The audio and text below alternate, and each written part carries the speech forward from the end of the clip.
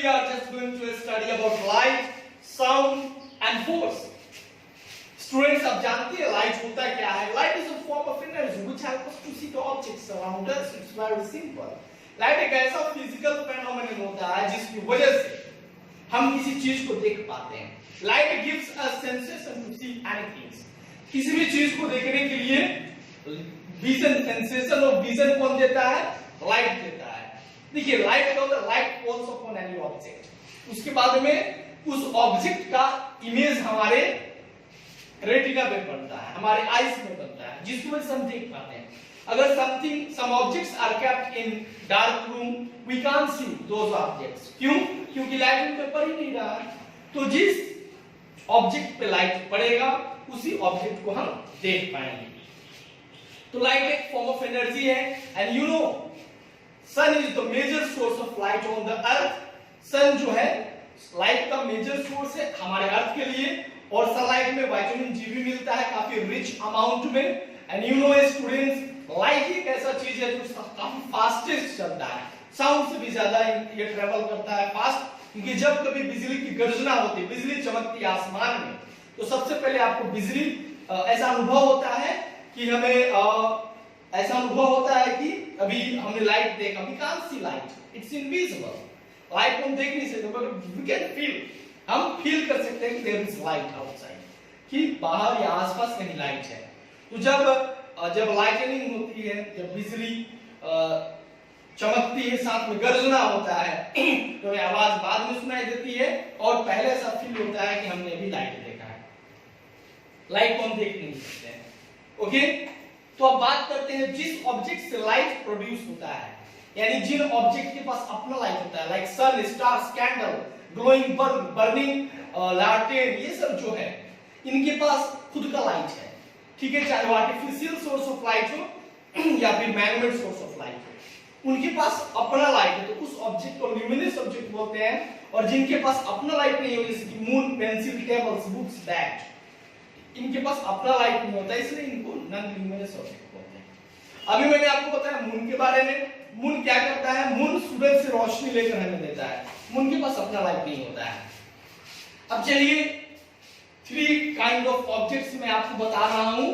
पहला है ट्रांसपेरेंट, दूसरा है ट्रांसल्यूसेंट और तीसरा है ऑपेक. तो सबसे पहले आप देखिए, सन से जो लाइट रेज के रूप में आता है, ठीक है ना, सन रेज बोलते हैं.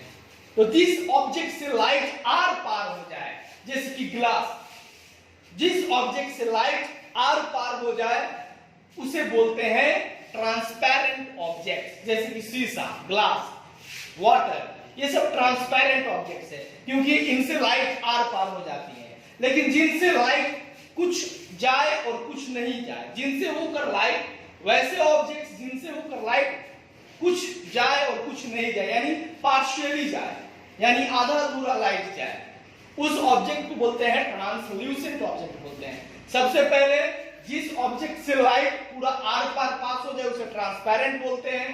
और जिस ऑब्जेक्ट से लाइट कंप्लीटली पास नहीं हो उसे बोलते हैं ट्रांसल्यूसेंट. जैसे कि वैक्स पेपर, अगर आप किसी पेपर में तेल या घी लगा दो तो भी वैक्स पेपर बन जाता है. उससे भी कुछ लाइट जाएगा, कुछ धुंधला दिखाई देगा आपको. अगर उसे झांक कर देखिएगा, आप एक शीशा ले लीजिए और शीशा से देखिए तो आपको क्लियर दिखाई देगा कि बाहर क्या है. लेकिन अगर वही आप एक पेपर ले लीजिए और उस पे घी लगा दीजिए, ऑयल लगा दीजिए, तो आपको आधा अधूरा दिखाई देगा. उसको बोलते हैं translucent.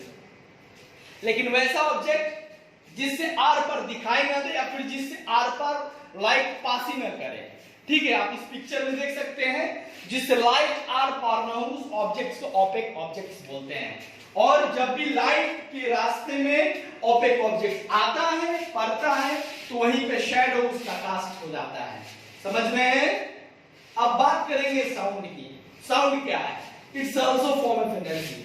When we hear sounds, sound को हम कब सुनते हैं? When do we hear? Actually it's just a vibration. जब कोई वस्तु वाइब्रेट करता है तो उससे साउंड प्रोड्यूस होता है. And with the help of our ears, अपने ईयर्स की सहायता से हम साउंड को सुन पाते हैं. जैसे क्लैपिंग किया, ठीक है, टैपिंग किया, पाँव ऐसे ऐसे कर रहा हूं या फिर मैं ऐसे ऐसे कर रहा हूं, इससे क्या हो रहा है? वाइब्रेट हो रहा है. और जिसकी वजह से साउंड प्रोड्यूस हो रहा है।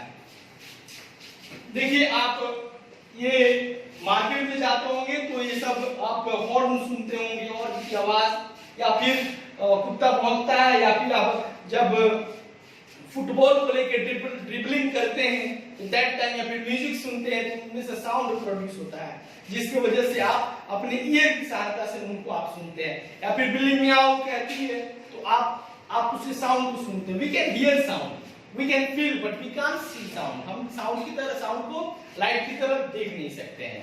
ओके स्टूडेंट्स, सो जब काफी प्लीजेंट साउंड रहता है तो सुनने में अच्छा लगता है, ठीक है ना, लेकिन जब वही साउंड अनप्लीजेंट हो जाता है उसे नॉइज बोलते हैं, ठीक है ना। अब आगे चलते हैं, फोर्स के बारे में पढ़ते हैं। फोर्स क्या है, आप इस पिक्चर को देखिए, इसमें एक लड़की है जो इस चीज बॉल को खींचे जा रही है, इसमें एक लड़का है इस धक्का दिए जा रहा है। She is pulling the ball and the boy is pushing this van, this car. ये क्या है, पुशिंग कर रहा है, पुलिंग कर रहा है, यानी इसको पुश और पुल करने के लिए ताकत की जरूरत पड़ती है। लाइक जैसे यहाँ पे कोई एक ऑब्जेक्ट है, ठीक है, इस ऑब्जेक्ट को ऐसे मैंने पुश किया, ठीक है, या फिर ऐसे पुल किया, तो इसके लिए हमें फोर्स की जरूरत पड़ती है। तो अ पुश और पुल इज कॉल्ड फोर्स। यहाँ पे मिसिंग है एक चीज, यहाँ पे आप लिख सकते हैं अ पुश और pull upon any object is called force, यानी किसी ऑब्जेक्ट को पुश करना या पुल करना ही फोर्स कहलाता है, ठीक है। फोर्स क्या करता है, चलिए ये गाड़ी है, ये स्थिर है, स्टेशनरी में है, अगर इस पे फोर्स लगाया जाए तो ये गाड़ी चलने लगेगी, या फिर इसका डायरेक्शन चेंज किया जा सकता है। आप क्रिकेट खेलते हो या फुटबॉल खेलते हो तो जैसे ही गोलकी के पास फुटबॉल आता है, गोलकीपर उसको रोक लेता है, यानी force can stop a moving object. Force क्या कर सकता है, एक मूविंग ऑब्जेक्ट को रोक सकता है। या फिर आप फुटबॉल खेल रहे हो तो कोई प्लेयर उसको जोर से किक मारता है और उसमें तेजी आ सकता है, यानी एक रनिंग ऑब्जेक्ट मूविंग ऑब्जेक्ट को और तेज किया जा सकता है, यानी किसी ऑब्जेक्ट के मोशन में चेंजेस लाया जा सकता है। चलते हुए गाड़ी को रोका जा सकता है, रुके हुए गाड़ी को चलाया जा सकता है, तेज गाड़ी को धीमा किया जा सकता है, धीमे गाड़ी को तेज किया जा सकता है, and this all are possible because of force. जब हम फोर्स इंप्लीमेंट करते हैं तभी ये पॉसिबल होता है। बॉलर जो होता है बहुत ही स्पीड के साथ बॉल को फेंकता है, क्रिकेटर क्या करता है, जो बैट्समैन होता है जोर से उसको मारता है, उसके डायरेक्शन को चेंज कर देता है, तो फोर्स से ही उसके डायरेक्शन को चेंज करता है। तो हमेशा याद रखिएगा, आप चाहे तो इस बॉटल को क्रैश कर सकते हैं, इसका शेप एंड साइज बदल सकते हैं, या फिर फोर्स की सहायता से आप किसी ऑब्जेक्ट के डायरेक्शन को बदल सकते हैं, मूविंग ऑब्जेक्ट को रोक सकते हैं, रुके हुए ऑब्जेक्ट को आप मोशन दिला सकते हैं। तो ये फोर्स है, ठीक है स्टूडेंट्स। अब आगे बात करेंगे इसकी, तो आगे बात करेंगे ग्रेविटेशनल और फ्रिक्शनल फोर्स की। एक स्टोरी आपको सुनाता हूं मेरे प्यारे बच्चों। This is an apple tree and ये बॉय संभवतः सर आइजैक न्यूटन है, यानी न्यूटन एक बहुत बड़े साइंटिस्ट थे जिन्होंने फोर्स और मैथमेटिक्स में बहुत ज्यादा कंट्रीब्यूशन किया, लॉ ऑफ मोशन निकाला। सीनियर क्लासेस में, हायर क्लासेस में you will come to learn about those facts, but before that I would like to teach you, I would like to narrate a story here. मैं उस story को बताऊंगा संक्षिप्त रूप में कि एक लड़का है यहाँ पे, यानी सर आइजैक न्यूटन एक पार्क में बैठे हुए थे, एप्पल का बगीचा था। अचानक वो देखते कि एप्पल पेड़ से गिरकर नीचे आता है, तो उनके माइंड में आता है कि अरे ये नीचे क्यों आ रहा है, ऊपर क्यों नहीं जा रहा है। तो ये लोगों से पूछते हैं तो लोग इनको पागल समझते हैं कि ये क्या बेवकूफी है, कोई चीज गिर के नीचे ही ना आएगा। तो बोले ठीक है जी, कोई चीज गिर के नीचे ही आएगा, लेकिन ऊपर भी तो जा सकता है, ऊपर क्यों नहीं जा रहा, अगर नीचे आ रहा तो कारण क्या है, what is the reason behind it. और ये बड़े होकर इन्होंने इस रीजन को फाइंड किया जो कि ग्रेविटेशनल फोर्स के नाम से जाना जाता है। जी हाँ, हमारे अर्थ के बीच में एक कोर है, अर्थ का वन ऑफ द लेयर है जो कि मैग्नेट की तरह काम करता है, चुंबक की तरह काम करता है। अपने आसपास ये कोई भी वस्तु ऊपर फेंको या कहीं भी जाओ, ये अपने तरफ खींचता है, ठीक है। तो उसी फोर्स को बोलते हैं ग्रेविटेशनल फोर्स, उसी को ग्रेविटी बोलते हैं, ठीक है ना। अब पता है हमारा जो एटमॉस्फेयर है यहाँ पे तो ग्रेविटेशनल फोर्स की वजह से ही है, क्योंकि अर्थ की ग्रेविटी उसको खींच के रखी हुई है। चांद पर जाओ, मून पर जाओ, there is no atmosphere, because यहाँ वहां का जो ग्रेविटी है यहाँ से 6 गुना कम है, इसलिए वहां पे एटमॉस्फेयर नहीं है। वो मून के पास कैपेसिटी नहीं है कि एटमॉस्फेयर को होल्ड करके रखे, ठीक है। अगर आप चाहते हैं कि अर्थ के ग्रेविटेशनल रेंज से आप बाहर चले जाए तो आपको किसी भी ऑब्जेक्ट को फेंकना होगा यहाँ से, उसकी स्पीड होनी चाहिए 11 किलोमीटर पर सेकेंड, यानी 1 सेकेंड में 11 किलोमीटर की स्पीड से किसी ऑब्जेक्ट को आप फेंकेंगे, जिसको एस्केप वेलोसिटी बोलते हैं, तो ऑब्जेक्ट पृथ्वी के अर्थ के ग्रेविटेशनल पावर फील्ड से दूर चला जाएगा। इसके बारे में आप आगे भी पढ़ोगे डिटेल में। तो स्टूडेंट्स अब बात करेंगे फ्रिक्शनल फोर्स की। आप जब चलते हो तो आपका जो पांव है, चप्पल है, जमीन से घिसता है, रगड़ता है, ठीक है ना। तो आप चलने के लिए फोर्स इस्तेमाल करते हो और आप कहीं गिर ना जाओ, इसलिए एक और फोर्स आपका ठीक विपरीत दिशा में लगता है, जिसे फ्रिक्शनल फोर्स बोलते हैं, जिसे फ्रिक्शन बोलते हैं। आप यहाँ पर देख सकते हो कि जब स्नो पे हम चलते हैं, खेलते हैं, एक पार्टिकुलर गेम को स्केटिंग करते हैं, तो वहां पे काफी स्मूथली भागते हैं, क्योंकि वहां का सरफेस स्मूथ होता है। लेकिन अगर वही काम हम यहाँ करें, कहाँ करें, अपने ये इस सरफेस पे करे जो रफ है, वहां पे करना काफी मुश्किल होगा।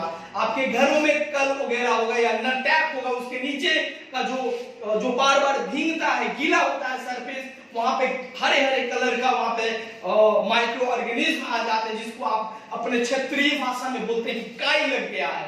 तो वहां पे पांव रखे ही आप फिसल जाते हो। क्यों फिसल जाते हो? क्योंकि वहां पे जितना ही चिकना समतल होगा, जितना ही जगह प्लेन होगा, स्मूथ होगा, चिकना होगा, वहां पे फ्रिक्शन उतना ही कम होगा। लेकिन जो जगह जितना ही ऊपर खाबर होगा, वहां पर फ्रिक्शन काफी ज्यादा होगा। तो एक बात आप तय कर लीजिए कि जब आप कहीं चलते हो तो आप स्लिप नहीं करते हो, इसका वजह है वहां पे फ्रिक्शनल फोर्स अधिक है, इसलिए स्लिप नहीं करते हो। लेकिन किसी जगह पे आप पाँव रखते ही स्लिप कर जाते हो, ढंग से गिर जाते हो, इसका मतलब वहां पे फ्रिक्शन कम है। अगर आपके घर के सरफेस पर तेल गिरा हो, अगर वहां पे पाँव पर जाता है तो इजीली फिसल जाते हो, ऐसा करना नहीं है, जानकारी के लिए बता रहा हूं। तो वहां पे क्या होता है, फ्रिक्शन कम होता है, कम फ्रिक्शन होता है तो हम चलने में प्रॉब्लम होती है, क्योंकि सरफेस स्लिपरी हो जाता है और फ्रिक्शन हमें मदद करता है चलने में, ठीक है ना। तो ये फ्रिक्शनल है, जो कि हमेशा हम जो फोर्स लगाते हैं उसके विपरीत दिशा में काम करता है। लो फ्रिक्शन हम गिर जाएंगे, मीडियम फ्रिक्शन मॉडरेट बोलते हैं हम चल पाएंगे, और हाई फ्रिक्शन होगा तो भी नहीं चल पाएंगे। ज्यादा फ्रिक्शन है तो चल नहीं पाएंगे, कम फ्रिक्शन है तो गिर ही जाएंगे। अगर मीडियम टाइप का फ्रिक्शन है, मॉडरेट है, तभी हम चल पाते हैं। सो मेरे प्यारे बच्चों, ये आपका चैप्टर हुआ ओवर। मिलते हैं अगले वीडियो में अगले टॉपिक के साथ। Thank you very much.